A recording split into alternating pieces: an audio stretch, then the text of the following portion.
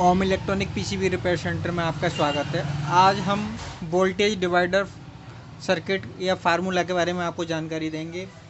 इस सर्किट का हर पीसीबी में अधिकतर इस्तेमाल होता है इसका, तो इसे अच्छी तरीके से समझना है आपको। और इस जो वोल्टेज डिवाइडर का आपको आगे तक किसी भी सप्लाई को हम कन्वर्ट करा सकते हैं एसएमपीएस द्वारा इस वोल्टेज डिवाइडर के ज़रिए। तो इसे किस प्रकार से आप कर सकते हैं, इसकी जो है मैं आपको कैलकुलेशन बताता हूँ। ये हमारी एक पीसीबी है जिसमें कि हमारी TL431 है। इसे जो है इसकी जो रेफरेंस पिन है इसकी 2.5 वोल्ट होता है इसका। हम इसकी रेफरेंस पे आउटपुट की यानी कि 15 वोल्ट, 12 वोल्ट या 5 वोल्ट से इसकी वोल्टेज डिवाइडर द्वारा इसके 2.5 वोल्ट सेट करके इससे कोई भी सप्लाई निकलवा सकते हैं। तो इसे जो है आपको मैं समझा रहा हूँ कि किस प्रकार से आपको रेजिस्टेंस लगानी है जिसके द्वारा हम कोई भी सप्लाई निकाल सकते हैं। तो जैसे हमने वोल्टेज इसे जो दिए 12 वोल्ट दिए, उसके रेफरेंस पे हमने जो डिवाइडर आउट है, डिवाइडर जिसे बोलते हैं, वो 2.5 वोल्ट है। अब मान लो इसकी हमने रेजिस्टेंस R2 वगैरह मान लिए इसकी 20 के, तो हमारी R1 रेजिस्टेंस हम कैसे निकालेंगे कि हमें यहाँ कितने किलो ओम की रेजिस्टेंस लगानी है और हमारा जो है 2.5 वोल्ट बन जाए। तो इसका भाई लोग एक फार्मूला होता है, मैं आपको बता दूं। इसका फार्मूला होता है, इसका R1 हमें निकालनी है तो बराबर होता है बी इन बटे R2 का ड्रॉप वोल्ट गुणा R2 माइनस R2। तो ये हमारा जो है R1 निकालने के लिए ये फार्मूला है। तो इसे हम जो है किस प्रकार से लगाएंगे, इसे लगाने के लिए R1 हमारी ये है, R1 हमें निकालनी है। तो R1 बराबर, तो इसमें बी इन कितनी है हमारी 12 वोल्ट, तो हमें 12 लिख लेना है। और इसकी जो है R2 का ड्रॉप वोल्ट हमारा जो ड्रॉप करेगी R2 हमारी, वो 2.5 वोल्ट जो है ड्रॉप करेगी। तो 2.5 वोल्ट लिख लेंगे इसे हम, गुणा R2 कितनी है हमारी ये 20, और उसके बाद माइनस भी हमारी 20। तो क्या होगा इसमें R1 बराबर, इसे हम 12 से इसे गुणा करेंगे तो 12 दूनी 24, तो 240 बटे 2.5 माइनस 20। तो इसे जब गुणा करेंगे हम तो यहाँ हमारा आएगा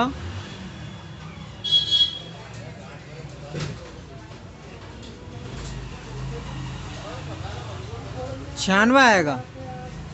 काटेंगे तो इसे, तो 96 बराबर, तो ये हमारा आएगा 96 माइनस 20 बराबर 76 किलो ओम। तो R1 हमारी जो आएगी इसमें 76 किलो ओम की होगी। अब हमें इसे जो है सिद्ध करना है कि ये हमारा रेजिस्टेंस ठीक है या नहीं। तो इसका दूसरा फार्मूला होता है, वोल्टेज डिवाइडर का जो फार्मूला होता है, बी आउट बराबर होता है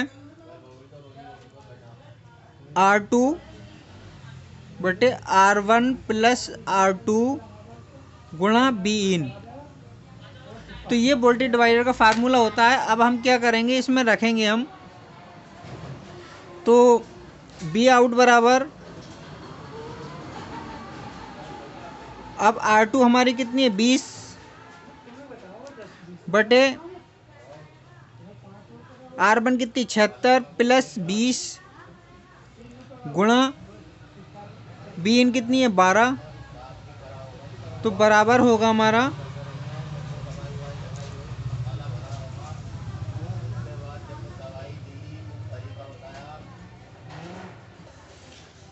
तो बराबर आएगा 240/96। इसे भाग करेंगे तो हमारा आएगा 2.5 वोल्ट। तो ये हमारा जो है वोल्टेज डिवाइडर जो हमारा है बिल्कुल ओके है। अब क्या करेंगे कि अब हम इसे पलटे देंगे। अब इसे दूसरा हम देख लेते हैं। ये 12 वोल्ट इन हो गई हमारी। रेफरेंस हमें जो है डिवाइडर का जो चाहिए वो 2.5 वोल्ट ही चाहिए। अब इसमें हमारी R2 और R1 वगैरह हमारी जो है 76 मान लेते हैं, और R2 हम जो है इसे जो है निकालेंगे कि हमारी R2 कैसे निकलेगी। तो इसका दूसरा फार्मूला है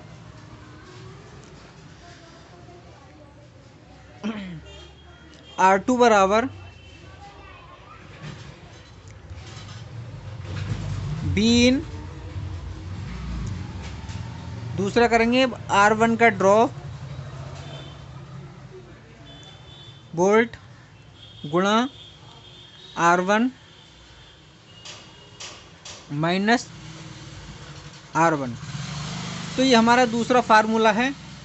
तो इसमें क्या करना है आपको, अब हमें जो है ड्रॉप वोल्ट निकालना है, यानी कि इस रेजिस्टेंस का जो ड्रॉप वोल्ट है वो हमारा कितना होगा।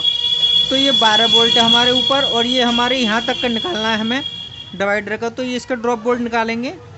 तो R1 बराबर source volt source minus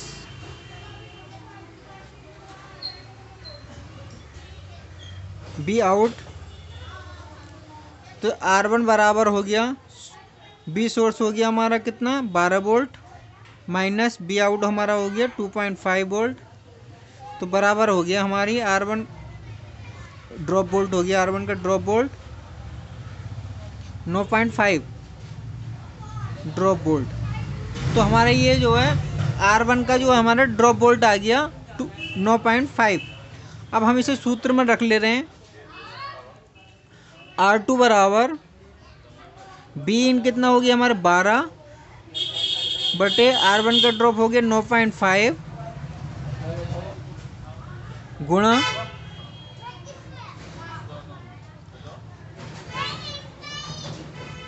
R1 होगी हमारी 76 माइनस 76। तो अब इसे भाग करेंगे तो 12 और इनकी भाग करेंगे, आप करके देख लेना। तो इसे बैठेंगे आपके 912 बैठेंगे माइनस 9.5 बराबर आएंगे हमारे 96। तो 96 माइनस 76 बराबर हो गया हमारा 20 के। तो हमारा ये जो है R2 बराबर आ गया हमारा 20 के।